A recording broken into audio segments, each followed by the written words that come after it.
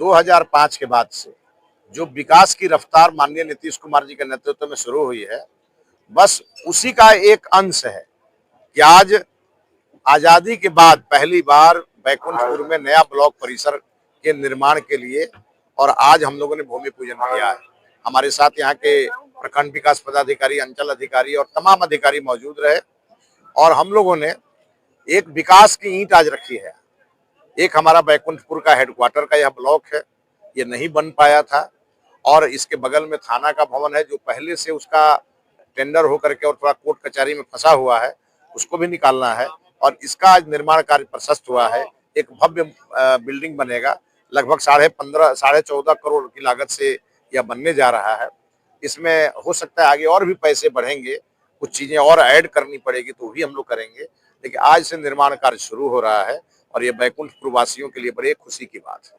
आप विधायक भी थे और जजमान भी थे, दोनों चीज। हाँ बिल्कुल, विधायक भी एक आम नागरिक होता है और किसी भी जनप्रतिनिधि को ये समझना चाहिए कि जनता की ताकत से ही वो आम से खास बनता है। तो हमको यहाँ की जनता ने बहुत आशीर्वाद दिया है, 1,04,000 वोट दिया है और उस वोट से मैं विधायक बना हूँ शपथ लेके। और पहला बार इस टेन्योर में, दूसरी बार के इस टेन्योर में मैंने पहला भूमि पूजन कार्य मतलब विकास कार्य का पहला काम आज हमने बैकुंठपुर के अपने इस ब्लॉक कार्यालय से शुरू किया है। तो मेरे लिए भी ये अद्भुत क्षण है और हमारे पदाधिकारी भी सब प्रसन्न हैं। पदाधिकारियों का तो ट्रांसफर पोस्टिंग होते रहता है, लेकिन जहां जाते हैं वहां चाहते हैं कि अच्छा ऑफिस मिले, जनता भी आए तो उसको अच्छे बैठने की जगह मिले, उनका सब काम स्मूथली हो। इसके लिए एक अच्छा कार्यालय होना जरूरी है। मैं धन्यवाद देता हूं माननीय प्रधानमंत्री नरेंद्र मोदी जी को और माननीय मुख्यमंत्री नीतीश कुमार जी को कि दोनों के आशीर्वाद से और प्रयास से आज यहाँ नया भवन बनने के लिए शुरू हो गया। जिला में चर्चा है कि आप लोग 6 में 6 सीट तो जीत गए हैं, लेकिन आपसी आप लोग का मतभेद चल रहा है, राय नहीं है। एकदम राय है। मेडिकल कॉलेज का खींचातानी हो नहीं, वो आप लोगों को न्यूज मिल जाता है इसलिए आप लोग चलाते रहते हैं, तो आपके न्यूज का व्यूज हो इसी के लिए है, बाकी कोई नहीं। छो हम लोग जनप्रतिनिधि सब एक मत के हैं, हम थोड़ा फास्ट फॉरवर्ड बोल देते हैं। हम कभी क्यों लड़ाई में जाएंगे भाई? मेडिकल कॉलेज बैकुंठपुर को मिलना चाहिए। मेडिकल कॉलेज जिला का हक है और वह जिला मुख्यालय पर बनना चाहिए जिससे जिला के तमाम वासियों को वहां आने में सुविधा हो। उधर भी भूमि की कमी बताई जा रही है।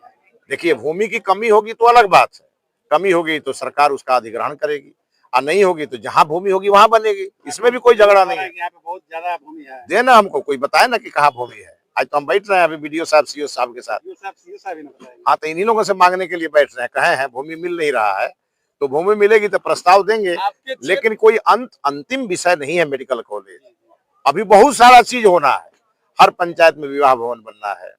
आप देखिए यहाँ भूमि थी तो बन रहा है ना, लेकिन मेडिकल कॉलेज एक बहुत बड़ा विषय है, उसके लिए पर्याप्त भूमि चाहिए।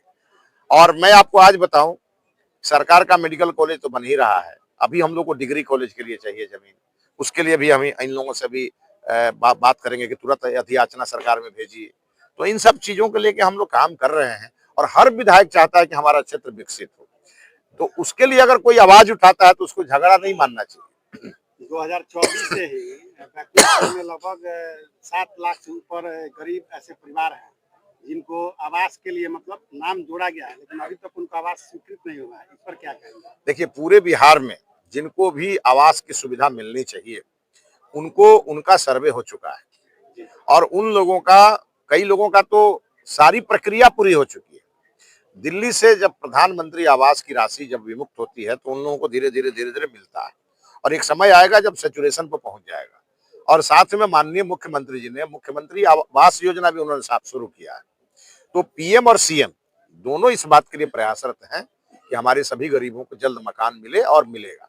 आपके क्षेत्र में देश का सबसे बड़ा राष्ट्रीय राजमार्ग जाता है जिसमें डुमरिया पुल है, उसकी स्थिति दयनीय है और आपके बात में भी नहीं सुनने को मिला कि उसका भी कुछ काम करवाया जाएगा। जब हो गया, नेता भी नहीं कहता, जब हो गया तो नेता से मिलिएगा तब न कराएगा। जिसको राष्ट्रीय जिसको मालूम होगा कि रोड एंड ट्रांसपोर्ट मिनिस्ट्री कहाँ है और उसमें काम क्या होता है, मैं आपको बता दूं, हम ही लोगों ने उसको रोका है और इसलिए रोका है कि हमको कंक्रीट का पुल नहीं चाहिए, हमको चाहिए गांधी सेतु जैसा पुल जो स्टील स्ट्रक्चर का बना हुआ। और हमने सरकार को उसके लिए राजी कर लिया और स्टील स्ट्रक्चर के लिए उसका एग्रीमेंट फाइनल राउंड में है। और उसमें एक छोटी मोटी बात है, मतलब एक और जो कॉन्ट्रैक्टर है उसका एक और कुछ डिमांड है छोटा मोटा, जिसकी प्रक्रिया चल रही है, लेकिन वो स्टील स्ट्रक्चर का ही बनेगा, ऐसा बनेगा जो अगले 100 साल तक खराब नहीं होगा। बिहार भाजपा को तलाश है प्रदेश अध्यक्ष की, आपका भी नाम वो राष्ट्रीय अध्यक्ष जी उस पर चिंता कर रहे हैं, उस पर आपको परेशान होने की जरूरत नहीं है। और हम लोग पार्टी के कार्यकर्ता है, कोई कार्यकर्ता ही बनेगा, और जो बनेगा वो कार्यकर्ता बढ़िया होगा और वो पार्टी को अच्छे से चलाएगा। कार्यकर्ता नहीं, मिथिलेश तिवारी इन सब दौड़ में नहीं है। मिथिलेश तिवारी को काम मिल गया है, पार्टी ने विधायक बनाया है, यहाँ की जनता ने विधायक बनाया है, तो हम अपने काम में लगे। बाकी सलेमपुर एक बांध छात्रावास जो बन रहा था नवीगंज, ये सब बनेगा कि ये सब खत्म हो कोई ऐसा चीज नहीं है जो नहीं बनेगा। अभी आपको मालूम है 70 करोड़ की लागत से माननीय जनक राम जी ने यहाँ हमारे बीडीओ साहब, सीओ साहब ने जमीन दिलाया है, और आजमी नगर में जो स्कूल और छात्रावास बनने वाला है अनुसूचित जाति के बच्चों का, आपको क्या लगता है कि अब हम जीत गए तो नहीं बनेगा? अब वही नहीं बनेगा। हम तो इसमें प्रयासरत हैं कि कर्पूरी छात्रावास भी बनेगा। तो इन सब चीजों में लगेंगे, हम लोग करेंगे। आरोप था कि चुनावी वादा है, सिर्फ चुनाव में ऐसा कहा ये विपक्ष वादा करता है और भूल जाता है, वैसा ही अपने जैसा सबको मानता है। ये हमारी सरकार है।